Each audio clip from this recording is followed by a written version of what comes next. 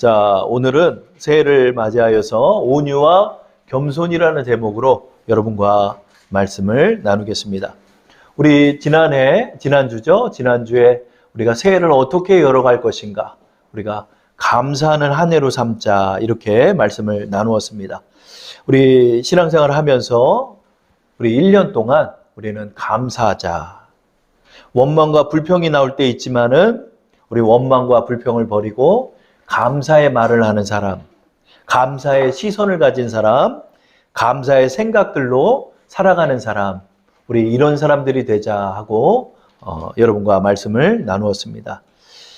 오늘 두 번째 시간으로 우리의 새해를 맞이하며 우리는 어떤 신앙생활을 할 것인가, 온유와 겸손의 사람이 되자 하는 말씀을 여러분과 나누고자 합니다. 저는 말씀의 초입에 오늘 우리가 윤리를 나누려 하는 것이 아닙니다. 성경에서 말씀하는 온유와 겸손은 대인관계 좋고 부드럽게 말하는, 그리고 자신을 낮출 줄 아는 그런 사람도 돼야 되겠지만, 저는 윤리에 초점을 두고 여러분과 이 말씀을 나누는 것이 아님을 여러분이 기억하시기 바랍니다. 우리는 성경의 말씀을 통해서 온유한 사람 하면 누가 좀 떠오르시나요?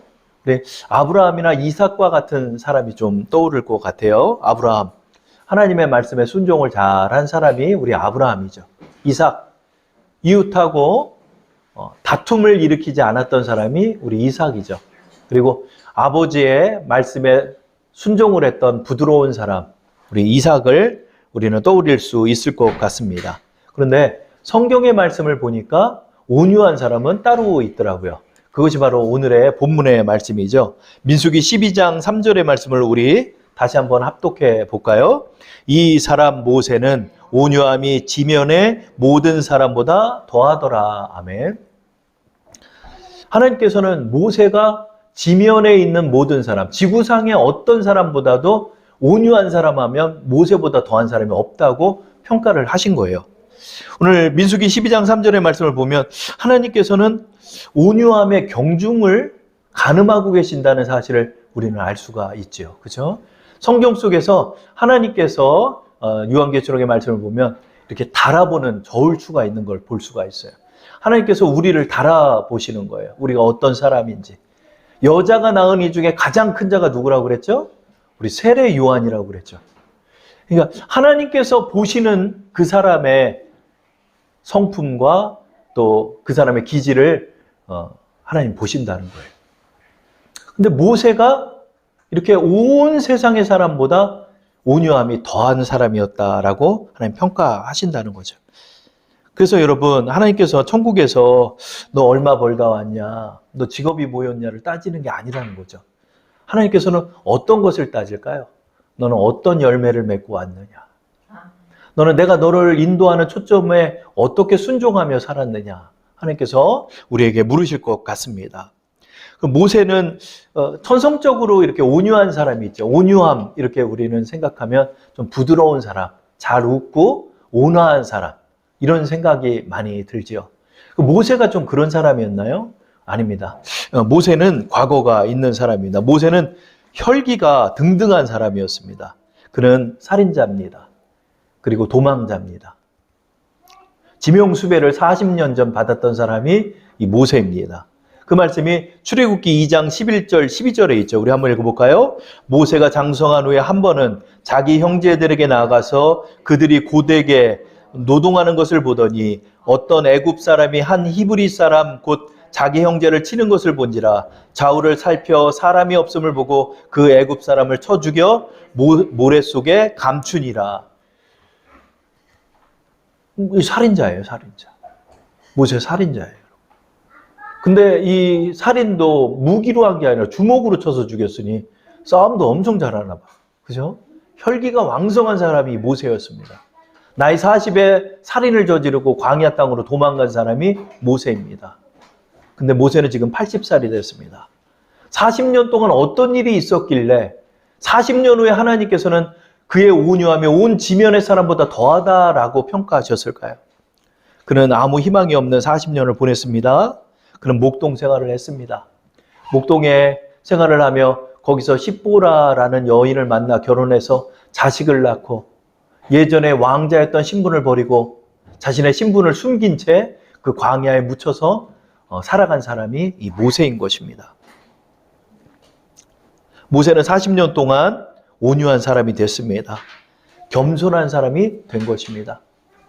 온 고난 속에서 하나님께서 그를 낮추시고 그를 온유하게 만들어 주셨던 것입니다. 그렇다면 성경에서 말하는 온유라는 것은 어떤 뜻일까요? 허허허 잘 웃고 대인관계 좋고 나서지 않고 부드럽게 말하는 사람을 하나님 뜻할까요? 근데 온유의 뜻을 보니까 좀 다른 뜻이 있습니다. 이 아노라는 단어를 쓰는데요. 이 아노라는 단어는 부드럽다, 온화하다 이런 단어일 것 같은데 이 아노라는 단어는 학대당하다, 괴롭힘을 당하다, 곤란을 당하다라는 뜻에서 온유가 비롯됐다는 것입니다. 어떻게 학대를 당한다는 말이 온유라는 단어로 변화됐을까요? 이것이 뭔가요? 이것은 곤란을 당한 사람, 어려움을 당한 사람, 이 사람이 온유한 사람이라는 뜻이 되는 것입니다. 어떻게 곤란을 당했는데 온유한 사람이 됩니까? 곤란을 당하면서 풀이 죽었기 때문에 이런 사람이 온유한 사람이 될까요? 아니죠. 성경에서는 그렇게 말하는 것이 아닙니다. 성경에서 말하는 온유는 자신에게 어떠한 희망도 찾을 수 없고 너무나 눌리고 찢겨서 어떠한 힘도 쓸 수 없는 곤란한 지경에 처한 사람이 온유한 사람이라는 것입니다. 그래서 내가 바라볼 것은 하나님밖에 없음을 깨달은 사람이 온유한 사람이라는 것입니다. 그래서 하나님을 철저하게 의지할 수밖에 없는 사람이 바로 이런 사람이 된다는 것입니다. 모세는 40세까지 이집트의 왕자로 살아 무소불위의 권세를 누리며 살았던 사람입니다. 그런 이 사람이 온갖 굳은 일을 하며 아무 희망도 없고 하루 눈을 뜨면 양들을 치다가 저녁이 되면 집으로 들어와서 사는 그런 모세는 40년의 세월을 보내게 된 것입니다. 그 사이 동안 내가 아무것도 아님을 깨달았고 내가 하나님만을 바라봐야 함을 깨달았던 사람이 바로 이 모세인 것입니다. 많은 고난을 당해서 겸손해진 사람, 그 사람이 모세였던 것입니다. 고난 속에서 하나님만 바라보며 철저히 주님을 의지하는 사람, 그 사람이 온유한 사람, 모세인 것입니다. 여러분, 우리 새해를 맞이하면서 여러분에게 많은 덕담을 드리고자 합니다. 그러나 여러분, 우리 새해에 제가 여러분께 하나 예언을 드리겠습니다. 그것은 뭐죠? 여러분, 새해에도 여러분 고난을 당할 것입니다. 고난을 당하면서 우리의 신앙인들이 믿음이 흔들립니다. 어떻게 내가 기도를 많이 했는데 하나님 나를 왜 고난에 처하게 합니까? 왜 이렇게 나는 이렇게 힘듭니까? 이 질문에서 우리는 답을 찾아야 합니다. 하나님께서는 우리에게 관심이 있으신 것입니다. 하나님의 초점은 우리로 하여금 온유한 사람이 되게 하시기를 원하는 것입니다. 겸손한 사람이 되기를 원하시는 것입니다. 하나님이 나대는 사람 싫어해서가 아니라 온유한 사람이 되어야 하나님의 은혜를 받을 수 있는 그릇이 되기 때문입니다.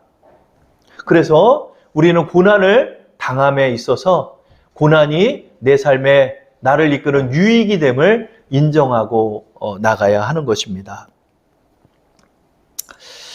이번 주에 이제 연초가 되니까 우리 서울 지방에서도 각 교회들이 이제 보고서를 작성해서 제출하고 또 지방 회의를 여는 그런 계절이 바로 1, 2월입니다. 그래서 우리 남부 감찰회인데요. 남부 감찰회에 우리가 모였는데 갑자기 목사님께 전화가 왔어요. 그 목사님이 누구냐면 지난주에 우리 말씀을 나눴던 지붕에서 떨어진 목사님이에요.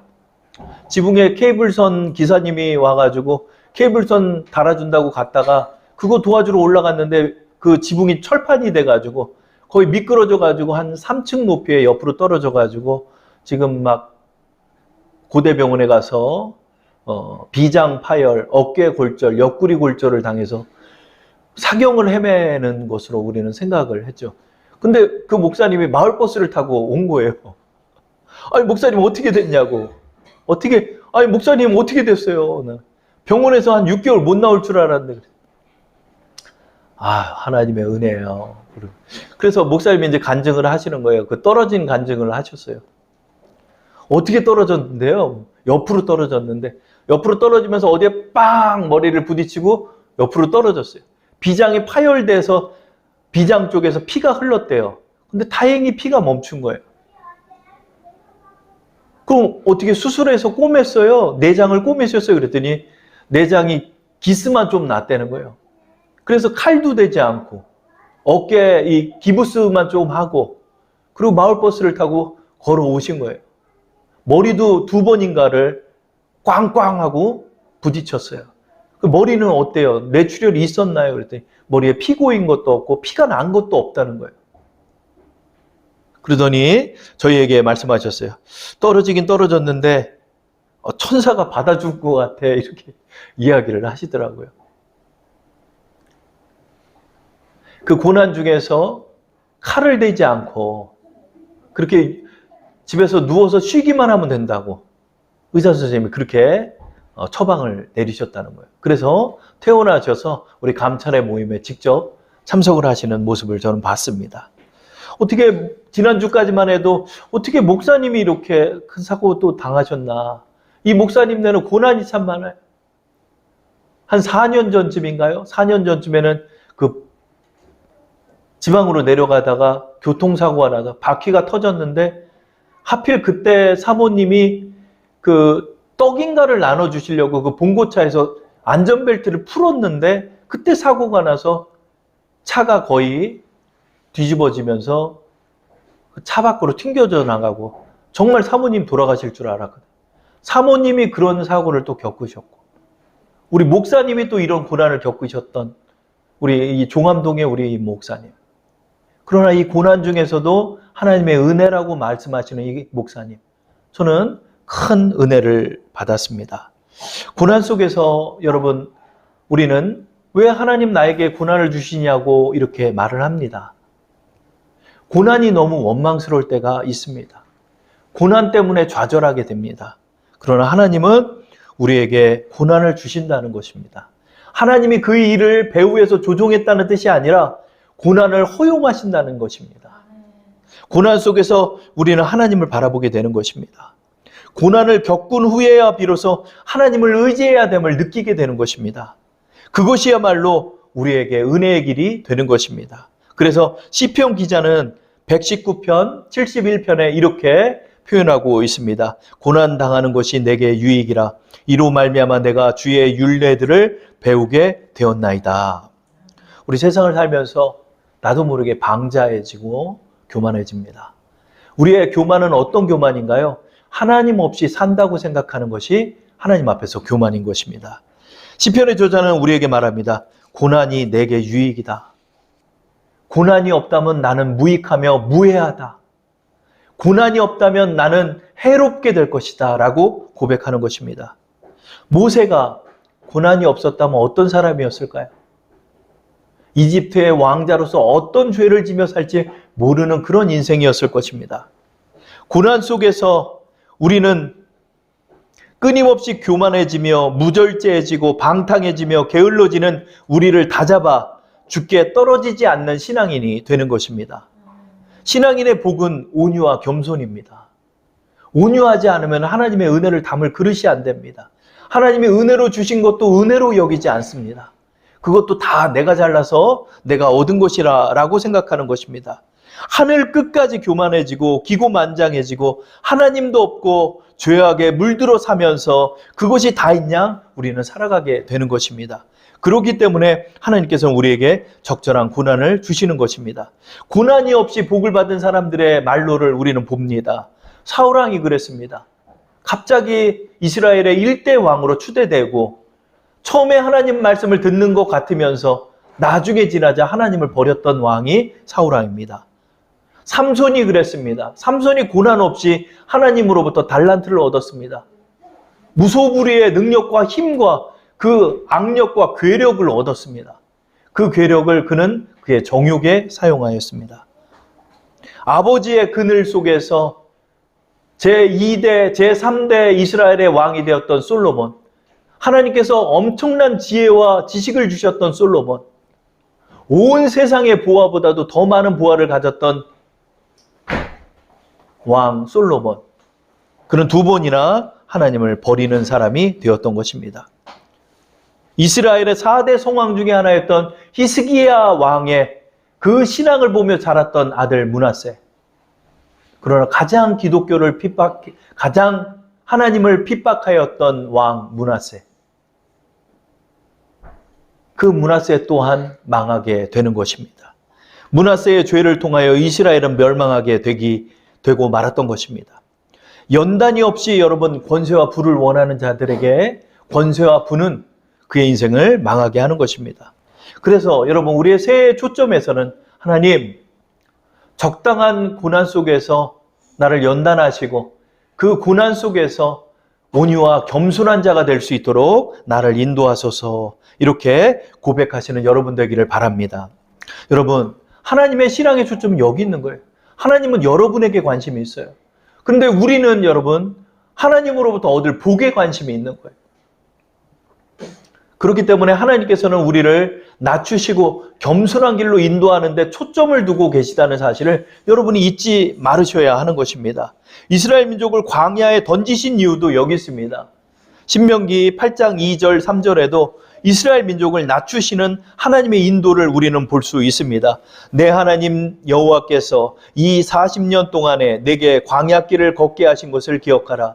이는 너를 낮추시며 너를 시험하사 내 마음이 어떠한지 그 명령을 지키는지 지키지 않는지 알려 하심이라. 너를 낮추시며 너를 줄이게 하시며 또 너도 알지 못하며 내 조상들도 알지 못하던 만나를 내게 먹이신 것은 사람이 떡으로만 사는 것이 아니요 하나님 여호와의 입에서 나오는 모든 말씀으로 사는 줄을 내가 알게 하려 하심이니라. 아멘. 여러분 온유와 겸손이 우리의 마음에 열매를 맺지 않는 자는 하나님의 은혜로 주신 것을 알지 못합니다. 다 내가 얻었다고 생각하고 하나님 없이 살아간다라고 생각하는 것입니다. 여러분 우리가 새해를 맞이하면서 우리는 어디에 초점을 잡아야 할까요? 하나님의 관심은 온통 여러분에게 쏠려 있습니다.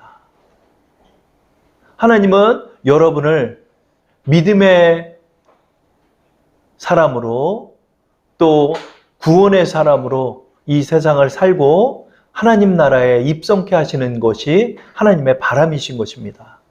그러나 우리 모두는 세상에 온통 관심을 갖고 살아가게 되는 것입니다.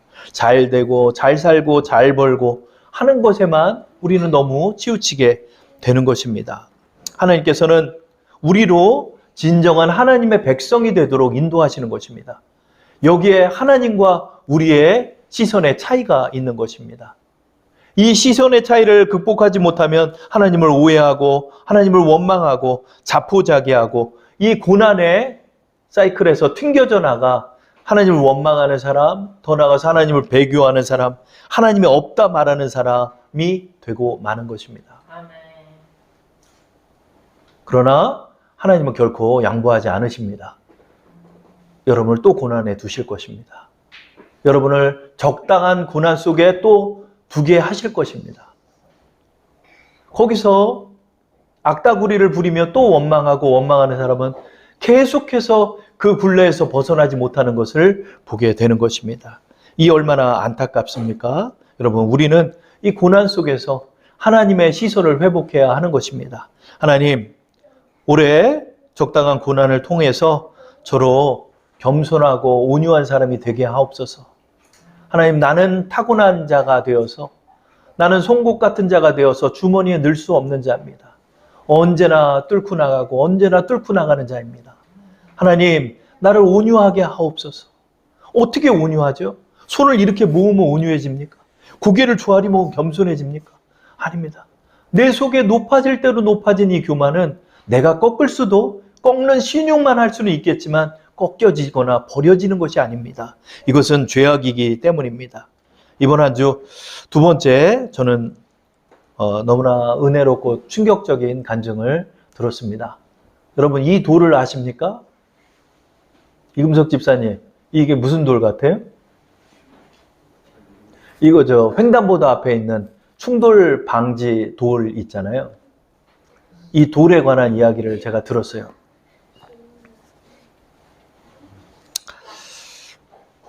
너무나 실패를 많이 해가지고 한 신앙인이 제 앞에서 설날에 설날을 맞이해서 이번 주에 만났는데 자신의 얘기를 털어놓으시더라고요.